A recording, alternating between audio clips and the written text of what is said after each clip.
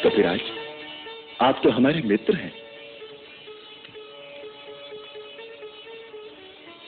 मेरे जैसे हारे हुए, अपने पद से वंचित और दुखी वानर को आपने अपनी मित्रता प्रदान की। राम, आपका हृदय सागर से भी विशाल है।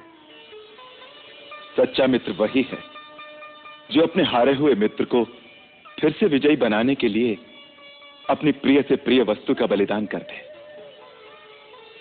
हे सुग्रीव, हम रघुवंशियों को अपना धर्म, अपना गौरव प्राणों से भी प्रिय है, परंतु अपने मित्र का संताप हरने और उसे विजयी बनाने के लिए यदि आवश्यकता पड़ी तो मैं उनका भी बलिदान कर दूंगा। मित्रता निभाने के लिए यदि पाप कर्म करके मुझे नरक भी भोगना पड़े तो मुझे स्वीकार है। यही मित्रता का आदर्श है और यही मेरी शपथ है।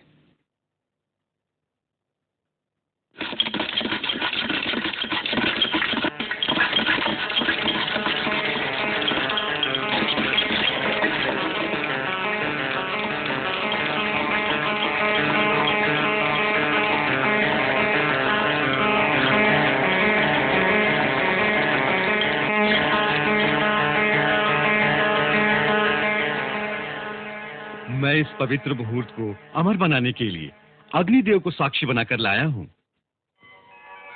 स्वामी, आप दोनों अग्निदेव की प्रदक्षिणा करें, जिससे इस मैत्री बंधन को देवताओं का आशीर्वाद मिले।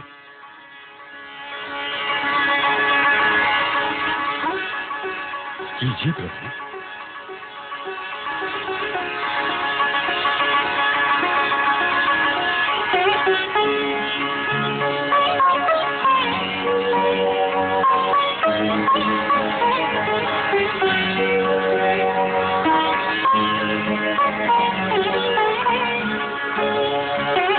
लीजिए स्वामी, अग्नि देवता को अर्पण कीजिए।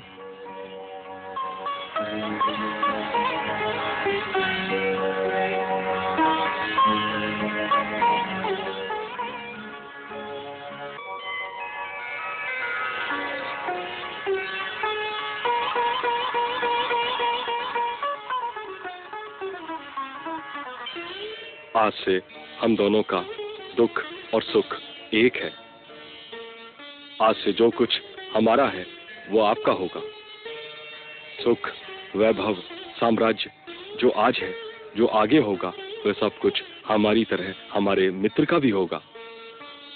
मित्र, हम आपकी भावना के मोल बिक गए।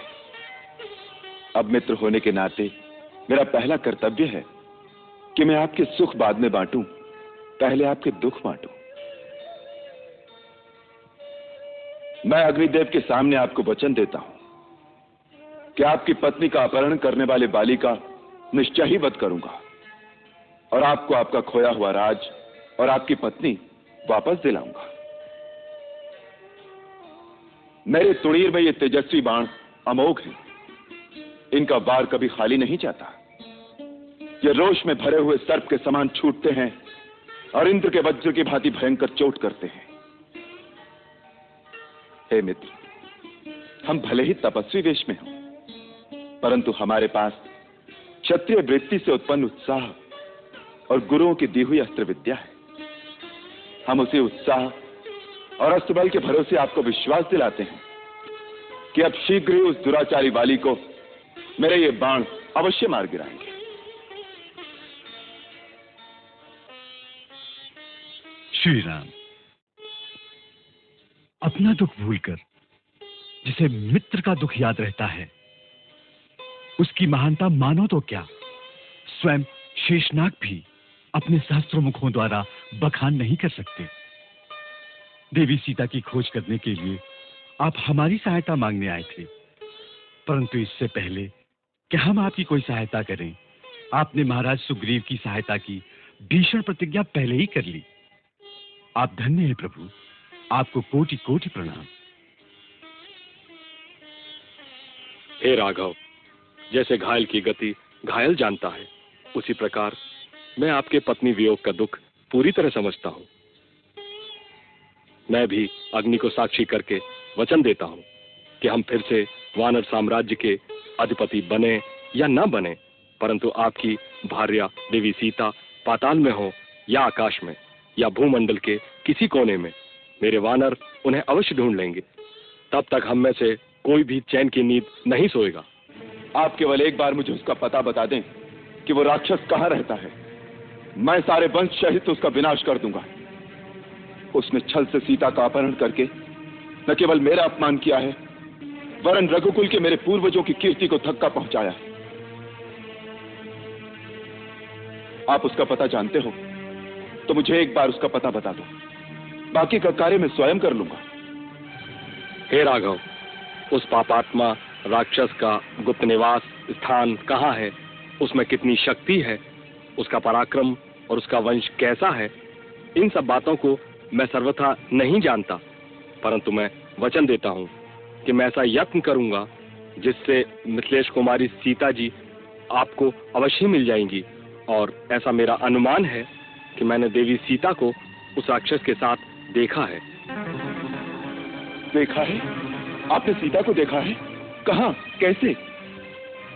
एक दिन हम पांचों पर्वत शिखर पर बैठे हुए थे तो हमने क्रूर राक्षस को अपने विमान में एक स्त्री के साथ दक्षिण की ओर जाते हुए देखा।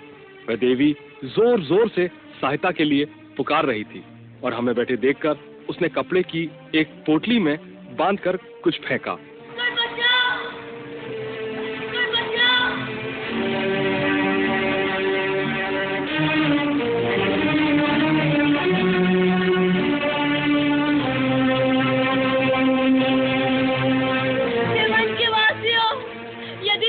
मुझे ढूंढते यहाँ आए तो उन्हें यह आभूषण दिखा देना और कह देना मुझे रावण उठा कर ले गया है।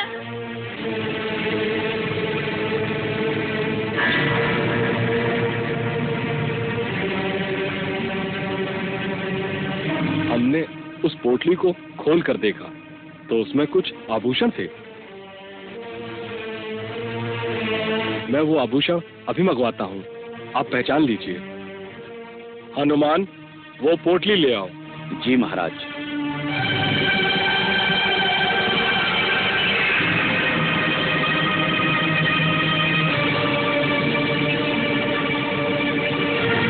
ये देखिए।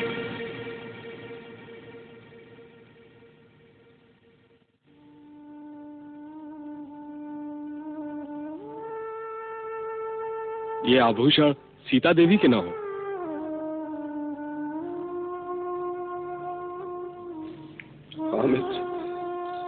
ये सीता के ही आभूषण है। उसने अपनी साड़ी से इतना पल्लू फाड़कर उसने आभूषण बांधकर फेंके हैं जिससे मुझे उसके मार्ग का पता लगे। लक्ष्मण देखो, ये सीता के बाजूबंद, ये उसके कर्णफूल। भैया भैया, ये सीता के ही है ना? भैया न हम जानामी केयुरे न हम जानामी कुंडले न बुहे तो ही जानामी नित्य पादामी वंदनाथ। भैया मैंने तो भाभी के मुख पर कभी दृष्टि डाली ही नहीं, इसलिए उनकी कुंडलों और बाजूबंद को मैं नहीं पहचानता।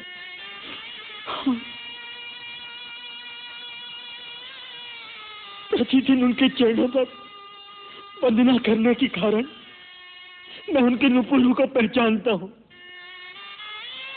ये निश्चय ही वही नुपुर है जो मेरी भाभी के चरणों की शोभा बढ़ाते थे। हाँ लक्ष्मण, जब प्रातः काल वो पुष्प वाटिका में पुष्प चुनने जाती थी तो इनकी मधुर ध्वनि से सारा वन सचेत हो जाता था।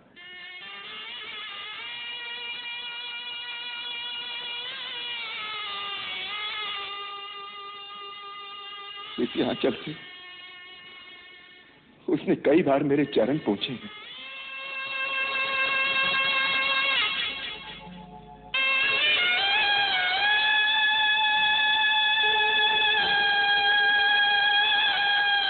वो मेरा पसीना सुखाती थी।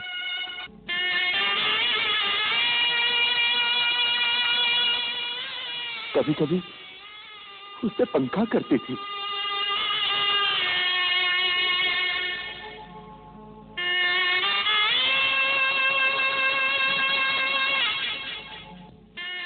प्रातःकाल जब मैं पूजा से उठता था तो इसे चरण पावड़ों की भांति बिछाकर वो मेरी चरण रच लेती थी।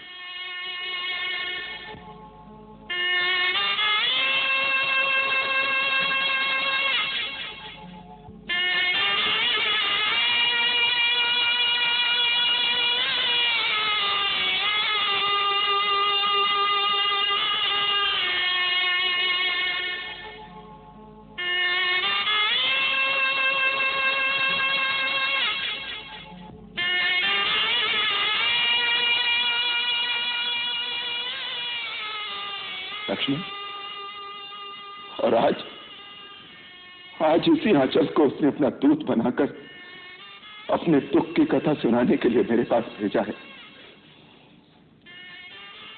सीते, सीते, मुझे तुम्हारा संदेश मिल गया है।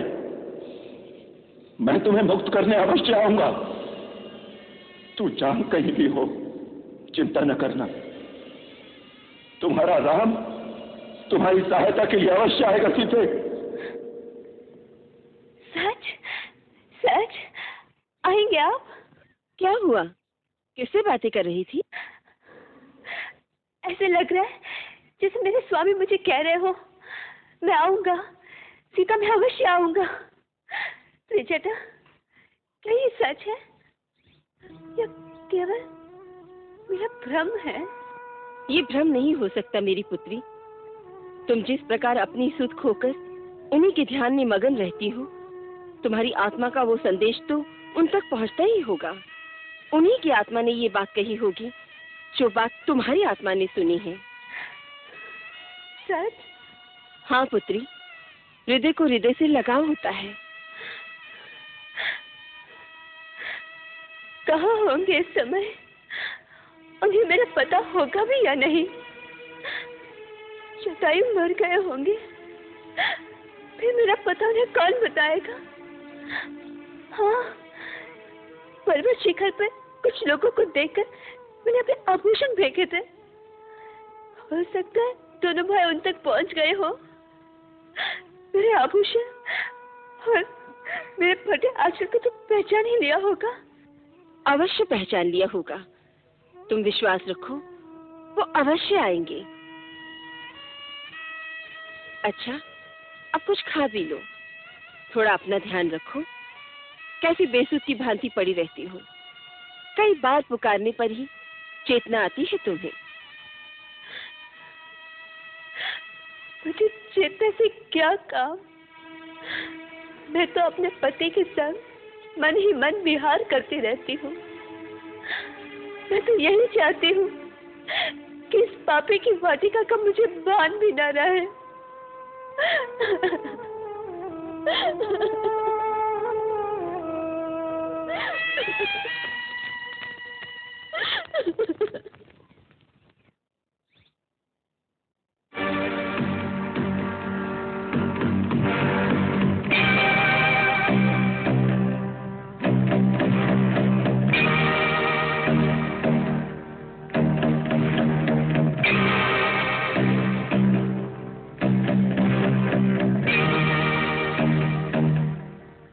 महारानी तारा इस समय कहाँ है? अपने कक्ष में। उन्हें कहो हम आए हैं।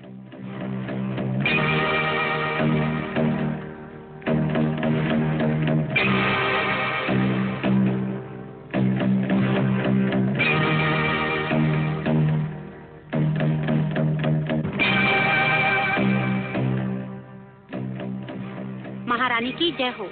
राजकुमार अंगद पधारे हैं। अच्छा, उन्हें अंदर ले आओ।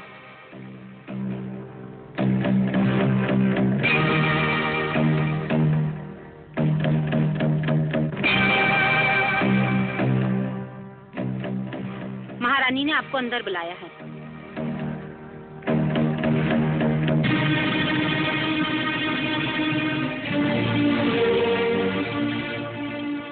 प्रणाम माताजी। चिरंजीवी हो। मृग्या से इतनी जल्दी वापस लौट आए? मैं मृग्या के लिए गया ही नहीं, रास्ते से ही लौट आया। क्यों? ऋषिमुख पर्वत पर एक अद्भुत दृश्य देखकर आपको उसका वृतांत सुनाने चला आया। ऐसा कौन सा अद्भुत दृश्य था? माँ, मैं ऋषिमुख पर्वत पार कर रहा था तो देखा कि हनुमान आकाश मार्ग से आ रहा है। इसमें कौन सी नई बात है? नई बात यह है माता कि उसके कंधे पर 2 सुंदर युवक धनुष बांध लिए बैठे थे। फिर हनुमान उन्हें बाहर छोड़कर गुफा से सुग्रीव काका को बुलाकर लाए। फिर काका ने उन्हें बड़े आदर से प्रणाम किया, जैसे वो कोई बहुत बड़े व्यक्ति हो। फिर काका उन्हें उसी प्रकार आदर सत्कार के साथ अपनी गुफा में ले गए। मैंने सोचा कि मैं आपको सूचना दे दूं, जिससे आप पिताजी को बता दें। ये बहुत अच्छा किया। ये सोचने योग्य बात है कि ऐसे कौन से बड़े आदमियों के साथ सुग्रीव गठबंधन कर रहा है और क्यों? इसमें तुम्हारे पिता महाराज बाली के विरुद्ध कोई षड्यंत्र भी हो सकता है। शत्रु से सदैव सावधान रहना चाहिए। इसी कारण मैं चला आया। परंतु ये 2 युवक कौन हो सकते हैं? हनुमान ने उनका नाम बताया, श्री राम और लक्ष्मण। श्री राम और लक्ष्मण?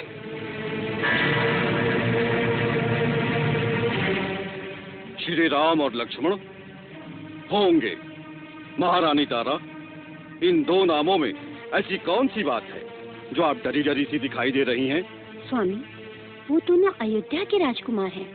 होने दो राजकुमार, हमारा क्या बिगाड़ लेंगे बेचारे। नाथ, अयोध्या का सूर्यवंशी राजकुल अपनी वीरता के लिए बहुत प्रख्यात है। तो बाली भी अपनी वीरता के लिए तीनों लोकों में प्रख्यात है। नाथ, शत्रु को कभी निर्बल नहीं समझना चाहिए। हनुमान उन्हें लेकर आया है। सुग्रीव अवश्य उनके साथ कोई षड्यंत्र रच रहा होगा। राजनीति कहती है। देखो तारा, राजनीति हमें न सिखाओ। ये राजनीति शक्तिहीनों का सहारा है। समुद्र मंथन के समय सागर से जब तुम्हारा प्रादुर्भाव हुआ, उस समय आप हमें इतनी अच्छी लगी कि हमने आपको ग्रहण कर लिया और कोई कुछ नहीं बोला। राजनीति सोचते तो हम आपसे वंचित रह जाते। एक शक्तिशाली वीर की यही राजनीति है। अभी नीति वीति हमें न सिखाओ। हम किसी राजकुमार से डरते नहीं। परंतु सुग्रीव? सुग्रीव वो तो एक कायर पुरुष है। उस पर हमें क्रोध नहीं, दया आती है। वो हमारा छोटा भाई है, इसी बात पर हमें लज्जा आती है। हमारे साथ युद्ध में वो हमें मार देता या स्वयं मर जाता तो हम उसका कितना सम्मान करते, लेकिन वो एक कायर की भांति दम दबाकर भाग गया। ऐसे कायर से युद्ध करना भी हम अपना अपमान समझते हैं। परंतु स्वामी। छोड़ो तारा, ऐसे सुहाने समय में ऐसी बोधी बातों में समय न गवाओ। इस समय हम संगीत सुनेंगे। जी स्वामी। राजनर्तकी से कहो महाराज याद कर रहे हैं। स्वामी, आप जो कह रहे हैं वो उचित है। फिर भी अपने गुप्तचर को भेजकर हमें ये पता कराना चाहिए कि उन दोनों के साथ सुग्रीव की क्या बातचीत हो रही है, और यदि आपके विरुद्ध कोई संधि हो रही हो तो उसे अभी रोक देना चाहिए। देखो तारा, यदि वो दोनों सुग्रीव के साथ कोई संधि करेंगे तो उसके 2 ही अर्थ हैं। या स्वयं उन्हें किसी सहायता की आवश्यकता है, या वो मूर्ख हैं। मूर्ख? हाँ, मूर्ख। क्योंकि कोई भी बुद्धिमान राजा या राजकुमार किसी ऐसे राजा से संधि नहीं करेगा जो अपने राज्य से ही निकाला गया हो, जिसके पास शक्ति नहीं, अपना सिंहासन नहीं। उसके साथ संधि करना उसके विरुद्ध है। किसके विरुद्ध स्वामी? उसी के विरुद्ध जिसे तुम राजनीति कहती हो।